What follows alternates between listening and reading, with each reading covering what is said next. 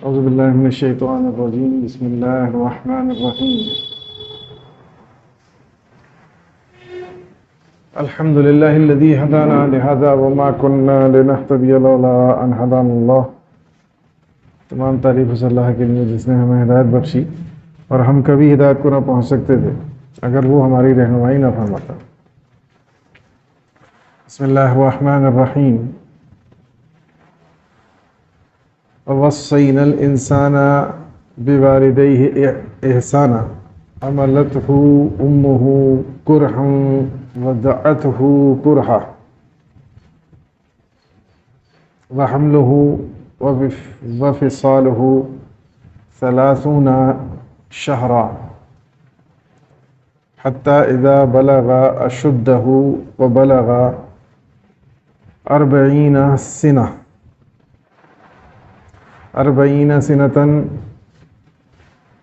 قال ربي أوزعني أن أشكر نعمة التي أنعمت علي وعلى والدي وأن أعمل صالحا ترضاه وأصلح لي في ذريتي إني تبت إليك وإني من المسلمين. صدق اللہ العلی العظیم. یہ ہے آیت نمبر 15 سورہ احقاف سے. اور ہم نے انسان کو اپنے والدین کے ساتھ نیک سلوک کرنے کا حکم دیا. اس کی ماں نے اس کو تکلیف کے ساتھ اٹھائے رکھا اور اسے تکلیف کے ساتھ جنا، اور اس کو اٹھائے رکھنا اور اس کا دودھ چھڑانا 30 ماہ ہے، یہاں تک کہ وہ اپنی جوانی کو پہنچتا ہے اور پھر 40 سال کی عمر کو پہنچتا ہے تو کہتا ہے اے میرے رب مجھے توفیق دے کہ میں تیرے اس احسان کا شکر ادا کروں جو تو نے مجھ پر اور میرے والدین پر فرمایا، اور یہ کہ میں ایسے نیک عمل کروں جن سے تو راضی ہو جائے، اور میرے لیے میری اولاد میں نیکی اور خیر رکھ دے. بے شک میں تیری طرف رجوع کرتا ہوں اور میں یقیناً فرما برداروں میں سے ہوں. یہ ہے اس کا ترجمہ. تو اس آیت کا ذکر پہلے بھی ہم کر چکے ہیں کسی اور گفتگو کے دوران یا اسپیسیفکلی اسی آیت کے بارے میں، لیکن آج اس کو ایک الگ پرسپیکٹو سے دیکھنے کی کوشش کریں گے. دراصل اس آیت میں اللہ تبارک و تعالیٰ نے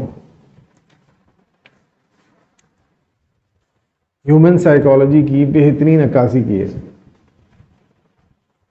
اس کو سمجھنے کی ضرورت ہے. اس کے اندر بہت گہرے مطالب چھپے ہوئے ہیں.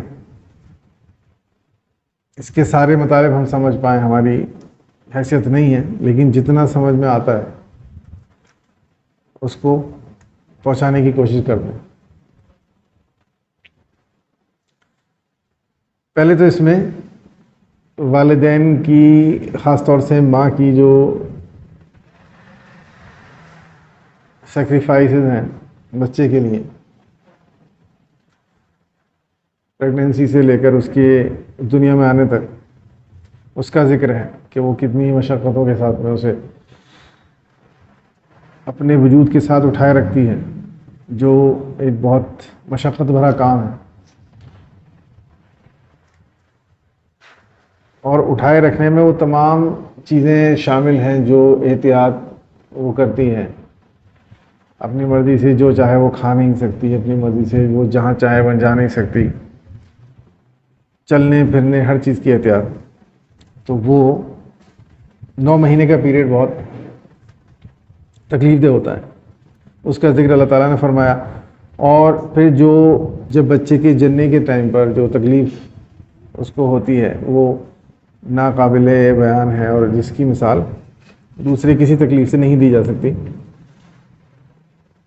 اس کا ذکر ہے تاکہ انسان خاص طور سے والدہ کی اس کنٹریبیوشن کو، اس احسان کو یاد رکھیں. اور اس کے بعد میں ذکر ہے دودھ چھڑانے کی جو مدت ہے پریگنینسی سے لے کر دودھ چھڑانے تک کی، وہ بہرحال ہمارا یہاں پر موضوع نہیں ہے گفتگو کا. ہم بات جو سمجھنے کی کوشش کریں گے وہ ہیومن سائیکالوجی، کس ہیومن سائیکالوجی کی عکاسی کی ہے، خوبصورت عکاسی کی ہے اللہ تبارک و تعالیٰ نے یہاں پر.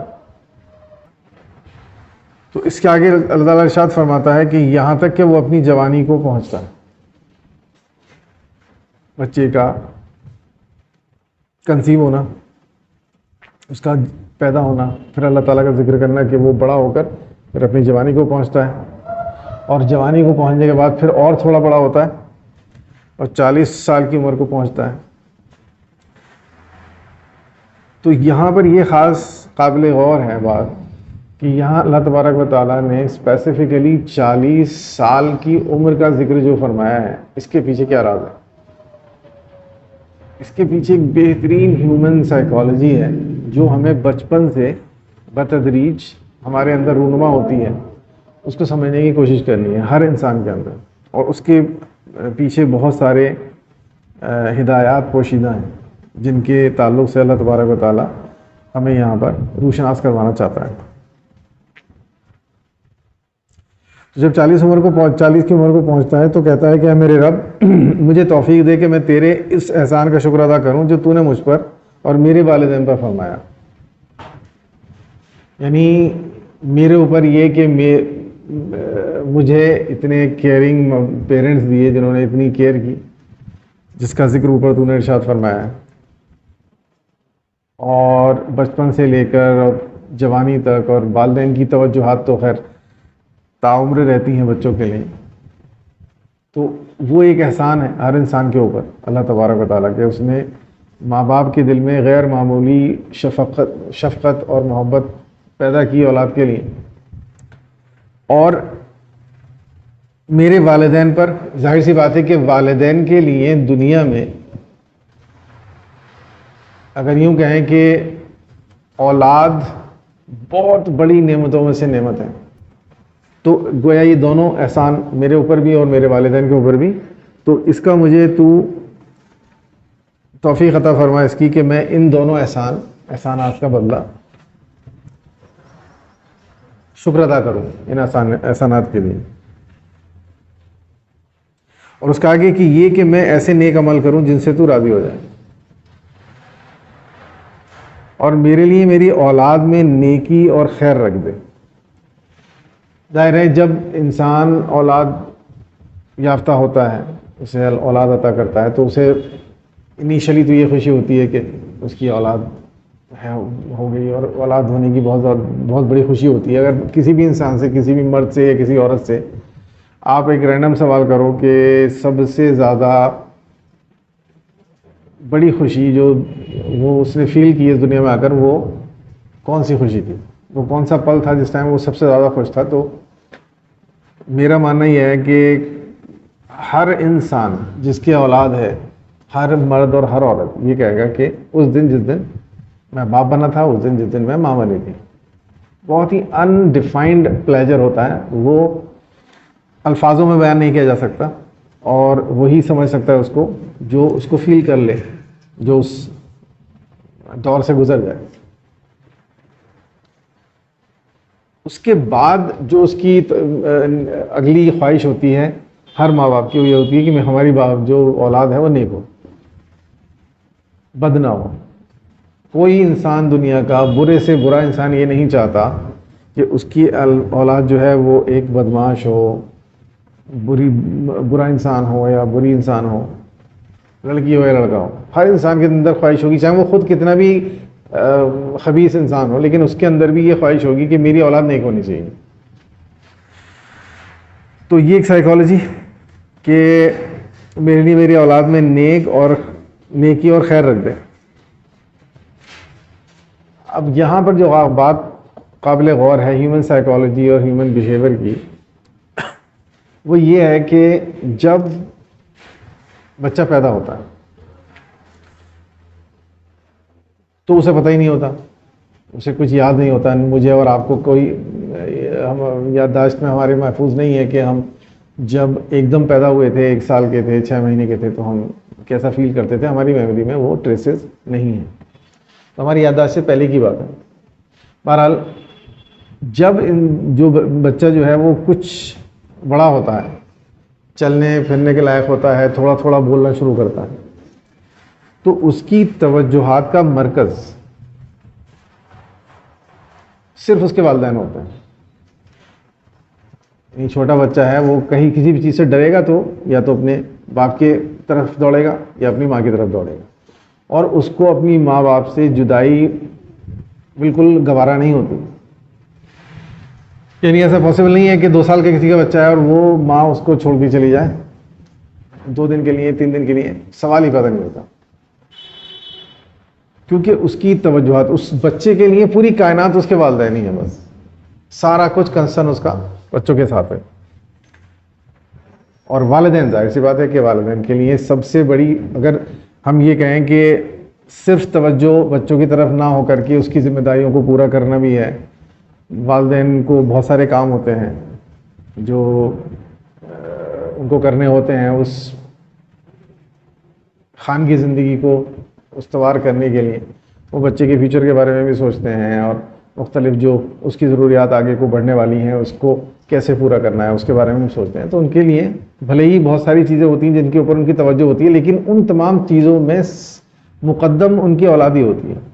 یعنی اگر کسی بچے کی طبیعت زیادہ خراب ہو جائے تو اس کی والد اور جو والدہ ہے اس کو پھر اور کوئی ہوش نہیں رہے گا کھانا بنانے کا یا کپڑے دھونے کا، گھر کی صفائی کا، سب کچھ وہ ایک طرف کو رکھ دے گی، طاق میں رکھ دے گی، اور اس کی تمام توجہات یہ ہوگی کہ بس اس بچے کی طبیعت ٹھیک ہو جائے. اس کے بعد جب بچہ اور تھوڑا گرو اپ کرتا ہے، تھوڑا سا اور بڑا ہوتا ہے، تو اس کی توجہات، اس کے کنسرنز بدلنے شروع ہوتے ہیں. تھوڑا سا اور بڑا ہوگا تو وہ کھلونوں کی طرف اٹریکٹ ہونا شروع ہو جائے گا، ٹوائز کی طرف. کسی کو کار چاہیے، کسی کو ڈال چاہیے، کسی کو یہ چاہیے، وہ چاہیے.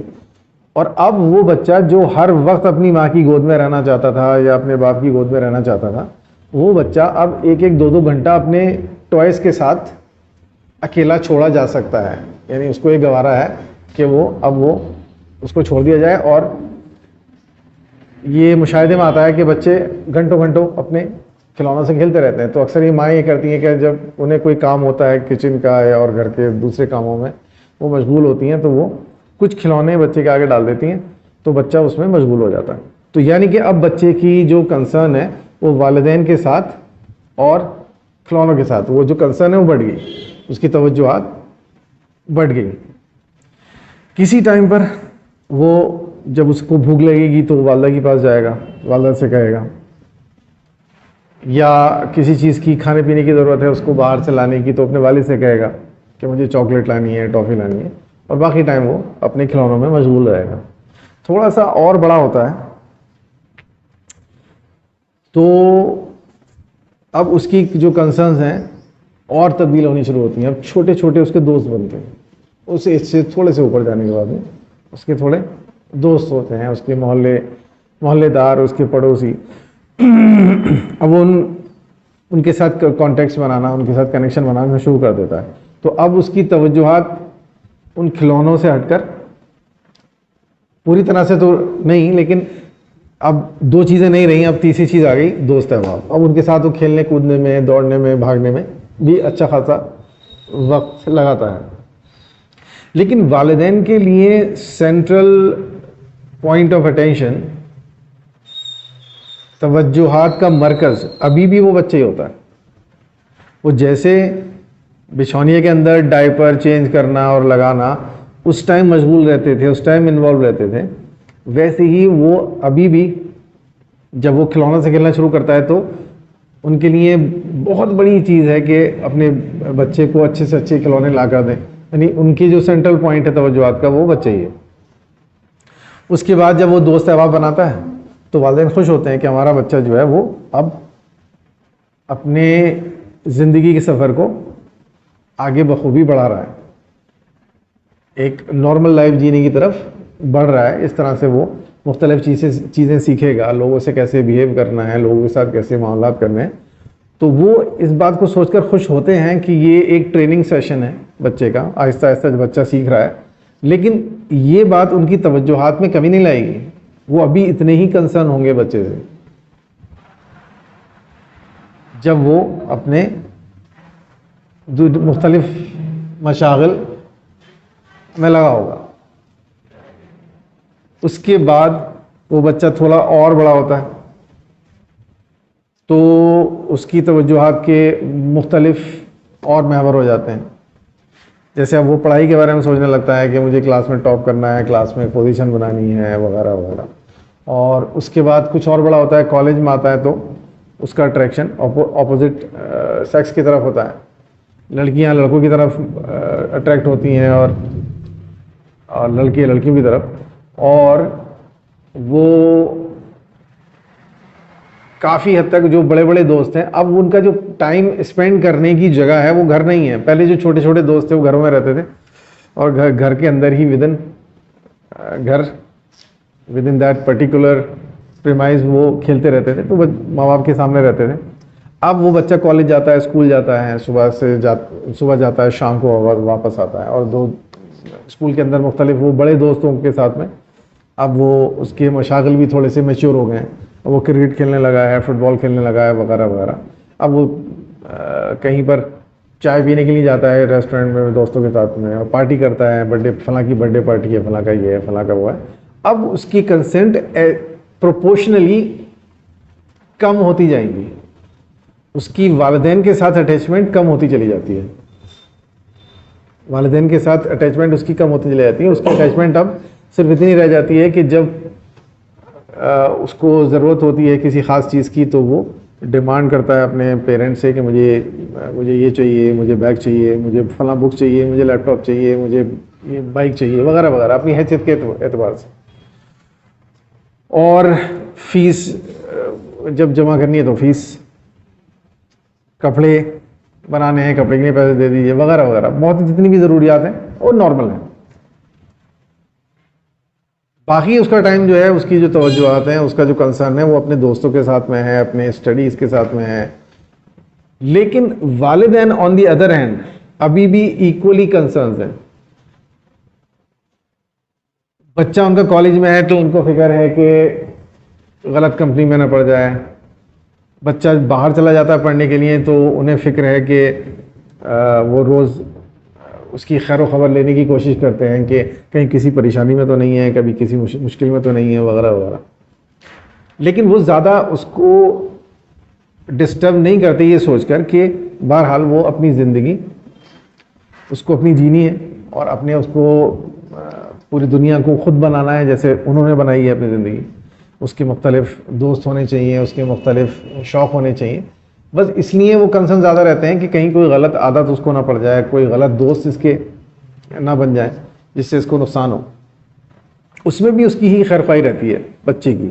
تو ان پیرنٹس کا ابھی بھی کنسرن رہتا ہے وہ بچہ. اگر وہ بچہ کالج سے جب آتا ہے تو پیرنٹس چاہتے ہیں کہ اس سے بات کریں، اسی کے پاس ٹائم اسپینڈ کریں.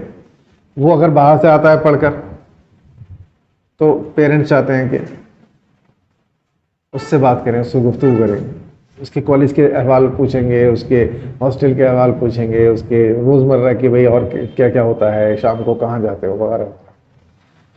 لیکن وہ کنسرن اور جو بچہ ہے وہ فیل نہیں کرتا، وہ انٹینسٹی فیل نہیں کرتا جو والدین کر رہے ہوتے ہیں. It is a butter fact. اور وہ سب کے ساتھ ہے، وہ میرے ساتھ بھی ہے اور آپ کے ساتھ بھی ہے، وہ دوسرے لوگوں کے ساتھ بھی ہے. اس میں کوئی شکایت والی بات نہیں ہے کہ مطلب یہ کوئی غلط سائیکالوجی ہے. یہ ایک نیچرل سائیکل ہے جس میں انسان مختلف ادوار اپنی زندگی کے گزارتا ہے ایک خاص نفسیات کے ساتھ. پھر اور بڑا ہوتا ہے وہ تو اس کی کنسرنز ہو جاتی ہیں جاب. اب اسے دن رات جاب کی فکر ہے، یہاں انٹرویو دے رہا ہے، وہاں انٹرویو دے رہا ہے، یہاں جا رہا ہے، وہاں جا رہا ہے. والدین ابھی بھی اتنے ہی کنسرنڈ ہیں.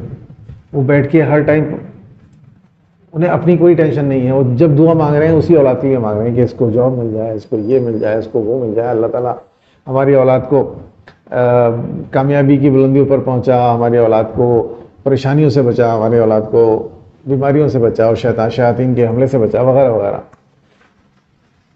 ان کو اگر یہ پتہ چلتا ہے کہ کسی خاص دن انٹرویو ہے تو وہ اس دن بیٹھ کے دعا کر رہے ہوتے ہیں اس ٹائم.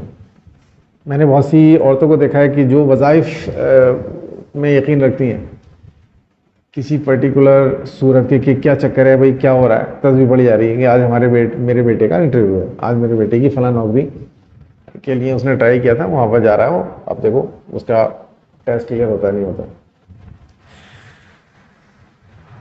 اس کے بعد اور زیادہ اگلی مرحلے میں وہ اب جاب اسے مل جاتی ہے تو نیکسٹ مرحلے میں اب اس کی شادی کا مرحلہ ہے. والدین ابھی بھی کنسرن ہے، اب وہ کوشش کر رہے ہیں کہ ان کو اچھے رشتے نصیب ہو جائیں. لڑکا ہے تو لڑکی کو بہترین لڑکی ملے، وہی کوشش کریں گے، دعائیں کریں گے نمازوں میں، اور بیٹیوں کے لیے اچھے رشتے آ جائیں. ہر وقت انہیں یہی فکر کھاتی رہے گی اور یہی دعائیں وہ کرتے رہیں گے.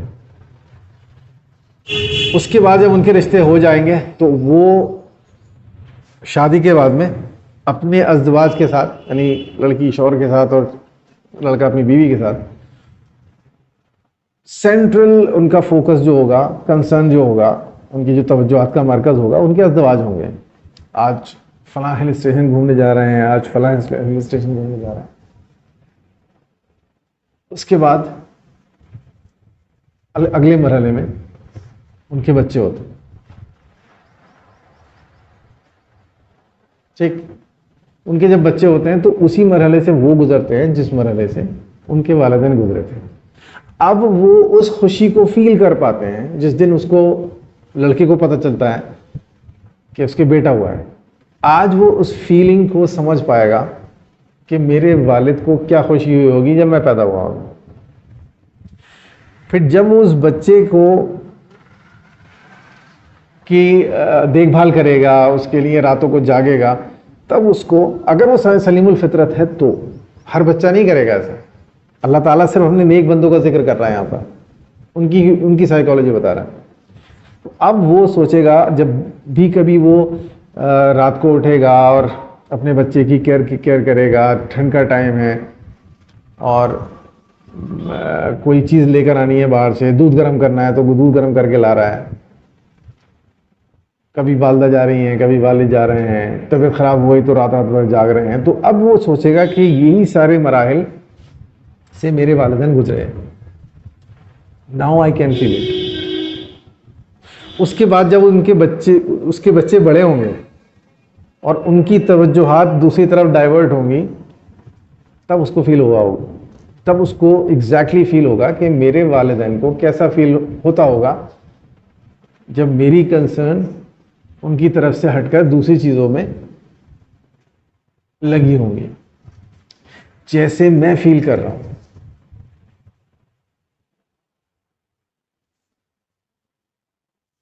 تو ظاہر سی بات ہے کہ ایٹ این ایوریج جب 40 سال کا انسان ہو جاتا ہے تو اس ایج میں آتا ہے جب بچے اس کے کالجز میں پڑھ رہے ہوتے ہیں. اب اس کو دل چاہتا ہے اپنے بچے سے بات کرنے کے تعلق سے، اور اس کے بچوں کے پاس ٹائم نہیں ہوتا، ان کی اپنی کنسرنز ہیں الگ الگ. اب وہ بھی برداشت کر رہا ہے اسی طرح سے جیسے اس کے والدین نے برداشت کیا تھا، لیکن اب وہ ریئلائز کر رہا ہے کہ یہ کس طرح کی خواہش ہوتی ہے والدین کی کہ ان کے بچے، ان کی اولاد انہیں ٹائم دیں، ان سے بات کریں، اپنی خوشی اور اپنے دکھ شیئر کریں. تب وہ 40 سال کی عمر کو پہنچتا ہے تو کہتا ہے کہ اے میرے رب. اب جب اس کو فیل ہو گیا تو اب وہ اللہ تعالیٰ سے دعا گو ہوتا ہے. کس بات کے لیے دعا گو ہوتا ہے؟ اپنے والدین کے لیے دعا کرنے کے لیے. اب اس کو ریئلائز ہو رہا ہے، اب وہ گریٹیٹیوڈ سے بھر جاتا ہے اور اس کو فیل ہوتا ہے کہ نہیں، اے میرے رب تو مجھے توفیق دے کہ میں تیرے اس احسان کا شکر ادا کروں جو تو نے مجھ پر اور میرے والدین پر فرمایا ہے، اور یہ کہ میں ایسے نیک عمل کروں جس سے تو راضی ہو جائے. اب وہ دعا کرے گا اس ایج میں جبکہ اس کے اپنے والدین بوڑھے ہو چکے ہیں بہت زیادہ. اب وہ ان کے پاس جا کر بیٹھے گا اور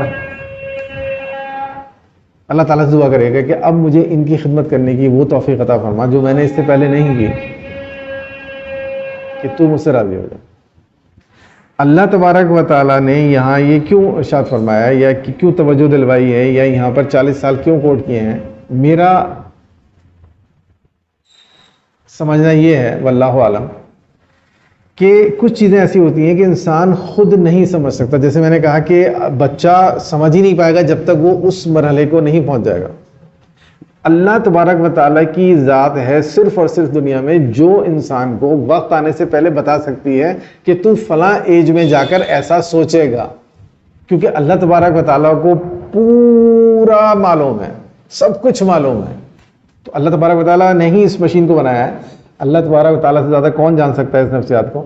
تو وہ گویا کہ اپنے ماننے والوں کو، اپنے بندوں کو یہ یہاں بتانا چاہتا ہے کہ وہ فیلنگ جو تمہیں 40 سال میں سمجھ میں آئے گی، میں تمہیں ابھی بتا دیتا ہوں، تاکہ تم ابھی سے وہ چیزیں نہ کرو جس کے لیے تم 40 سال کی عمر میں پچھتا رہے ہو، تمہیں ریگریٹ ہو کہ ہمیں فلاں وقت یہ نہیں کرنا چاہیے تھا، ہمیں فلاں وقت وہ نہیں کرنا چاہیے تھا، کیونکہ میں تمہارا خالق ہوں، میں تمہارا بنانے والا ہوں، مجھے تمہاری سائیکالوجی پتہ ہے، میں عالم الغیب ہوں، مجھے پتہ ہے تم 40 سال کی عمر میں کیا فیل کرنے والے ہو۔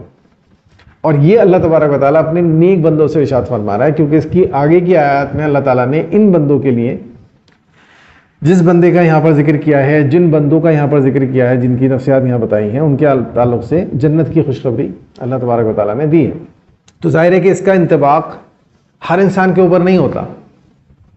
جو اللہ تعالیٰ کے نیک بندے نہیں ہیں اور انہوں نے اپنے نفس کو پراگندہ بہت زیادہ کر لیا ہے گناہوں سے، تو ان کو 40 سال کی عمر میں بھی یہ اسٹیج نہیں آئے گی کہ وہ بیٹھ کر ریگریٹ کریں گے، اپنے والدین کے بارے میں سوچیں گے، ان کی سیکریفائسز کے بارے میں سوچیں گے، نہیں، وہ تب بھی والدین کے اوپر ظلم کرتے رہیں گے، اور وہ اس کے بعد جب خود ادھیڑ عمر کو پہنچ جائیں گے تب بھی والدین کے اوپر ظلم کرتے رہیں گے، یہاں تک کہ خدا نخواستہ وہ اپنی قبروں میں جا کر لیٹ جائیں گے اور انہیں احساس ہی نہیں ہوگا کہ انہوں نے کیا غلطی کی ہے۔ پھر آخرت میں ان کو پتہ چلے گا۔ لیکن جو اللہ تعالیٰ کے نیک بندے ہیں، اللہ تعالیٰ کے صالح بندے ہیں، ان کے تعلق سے اللہ تبارک و تعالیٰ نے یہاں ارشاد فرمایا کہ دیکھو، be careful at the time of 40 years of age, when you will grow up, you will feel it. So you better feel right now. You think about right now, about all these sacrifices of your parents. You better realize right now, so that you can maintain the balance in your life. تاکہ تم زندگی میں وہ توازن قائم کر رکھ سکو اپنے معاملات میں، کہ جو والدین کا حق ہے وہ بھی ان کو دو، جو دوستوں کا حق ہے وہ بھی ان کو دو، جو بہن بھائیوں کا حق ہے وہ بھی ان کو دو۔ کہیں ایسا نہ ہو کہ دوسرے رشتوں کے کنسرن میں، اپنے بہن بھائیوں کے کنسرن میں، اپنے دوستوں کے کنسرن میں، اپنے دوسرے جو رشتہ دار ہیں، ماموں ہیں اور خالائیں ہیں اور چچائیں ہیں اور چاچیاں ہیں وغیرہ وغیرہ، ان کے چکر میں تمہارے ذہن سے تمہارے والدین کی سیکریفائسز اوجھل ہو جائیں، تم یہ نہ سمجھ پاؤ، تم یہ ریئلائز نہ کر پاؤ کہ تمہارے والدین نے تمہارے ساتھ کیا ہے۔ تو یہ بہرحال سب کو فیل ہونا ہے، چاہے وہ پہلے سمجھ لے یا نہ سمجھے، یا اس ٹائم ریئلائز کرے یا نہ کرے، but he will have to face it.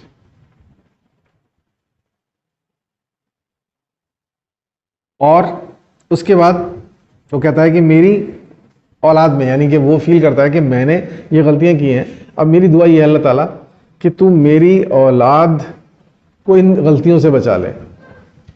میری اولاد، کیونکہ میں نہیں چاہتا کہ میری اولاد ان گناہوں کو، ان غلطیوں کو ریپیٹ کریں جو غلطیاں میں نے کی ہیں۔